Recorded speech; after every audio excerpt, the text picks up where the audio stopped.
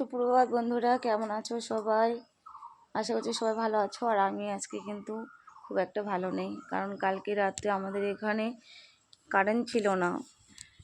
তো এত গরম কি বলবো, ম্যাক্সিমাম গরম পড়েছে আর প্রচণ্ড গরম লাগছিল। সেই জন্য কিন্তু সারাত্রে ঠিকমতো ঘুম হয়নি, আর শরীরটা এতটা খারাপ লাগছে কি বলবো। সারাদিনে একে তো পরিশ্রম, তারপরে সারা রাত্রে যদি ঘুম না হয় তাহলে কতটা কষ্ট লাগে তোমরা তো বুঝতেই পারছো। আর এতটা শরীর ক্লান্ত লাগে কি বলবো।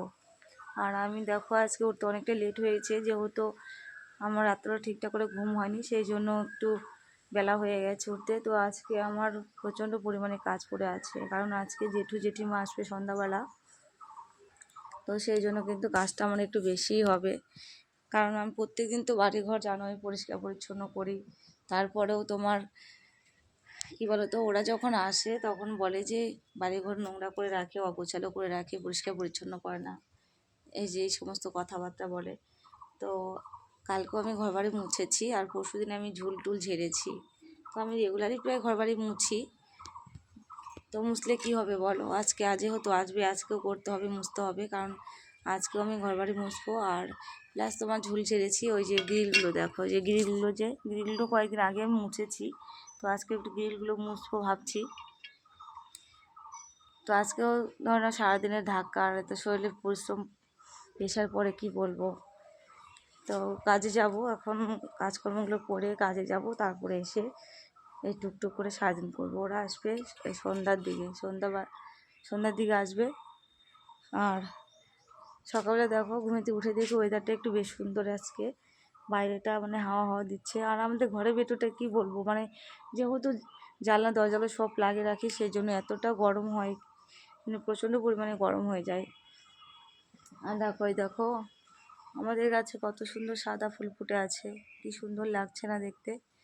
সাদা ফুলগুলো বেশ সুন্দর, বড় বড় সাইজ, দেখো অনেকটাই ফুটে আছে। তো আমরা এখান থেকে ফুল তুলে কিন্তু পুজো দিই বেশিরভাগ। এখন যেহেতু অনেকই ফুল ফুটছে, আর যেদিন কম ফোটে সেদিন আমরা আমাদের যে এই সাইডে যে ফুল গাছ আছে এখান থেকে নিয়ে আসি, কিংবা বাড়ির সামনে আছে ওখান থেকে নিয়ে আসি। আর যে দেখো সাইকেলের মধ্যে আমি জামাকাপড় রেখে দিয়েছি, কালকে প্রচুর আমি জামাকাপড় কেচেছি, অনেকগুলো জামাকাপড় কেচেছি। বাইরে যে জামাকাপড়গুলো ছিল ওখানে ছিল তারের মধ্যে টানানো, ওই জামাকাপড়গুলো আমি কেচে সব ঘরে ঢোকাচ্ছি, কারণ জেঠিমা যদি বাড়িতে আসে আর যদি এসে দেখে ওগুলো আমি বাইরে রেখেছি জামাকাপড়, সব ফেলে ফেলে দেয় ছুঁড়ে ছুঁড়ে। কি বলবো, আমি ফার্স্ট টাইমে যখন এদের বাড়িতে ভাড়া আসি তখন আমি বুঝতাম না যে এরকম জেঠিমার ব্যবহারটা এতটা খারাপ।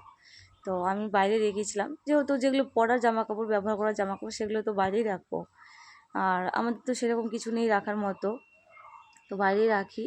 তো ওগুলো কী করেছে, ওই দেখতে পাচ্ছ তারের মধ্যে রেখেছিলাম ওখানে বারান্দায়, ওখান থেকে সব ছুঁড়ে ফেলে ফেলে মেঝের মধ্যে ফেলে রেখেছে এক কোণায়। তো আমি বললাম এগুলো কে ফেলে রেখেছে এখানে, আমি তো জানি না জেঠিমা রেখেছে। তো আমি বলেছি এগুলো কে ফেলে রেখেছে ধোয়া জামাকাপড়গুলো এখানে, কারণ আমি ধুয়ে ধুয়ে রেখে দিই। তো বলছে জানি না আমি, কে ফেলেছে, ওখানে রাখছিস কেন, এরকম কথাবার্তা, যে ওখানে রাখছিস কেন, ওখানে কি রাখার জায়গা, আমরা বেরোবো, ঘরে ঢুকবো, আর ওখানে ঘরের সামনে রেখে দিয়েছিস। কথাটা শুনে এত দুঃখ লাগলো কি বলবো। ভাড়া দিয়েছে, টাকা নেবে, অথচ জিনিস রাখতে দেবে না। গোটা বাড়িঘর আমি পরিষ্কার পরিচ্ছন্ন করে রাখি, আর অথচ আমার একটা জিনিস বাইরে রাখতে দেবে না। আর একটা ঘরের মধ্যে অত কিছু রাখা যায় বলো।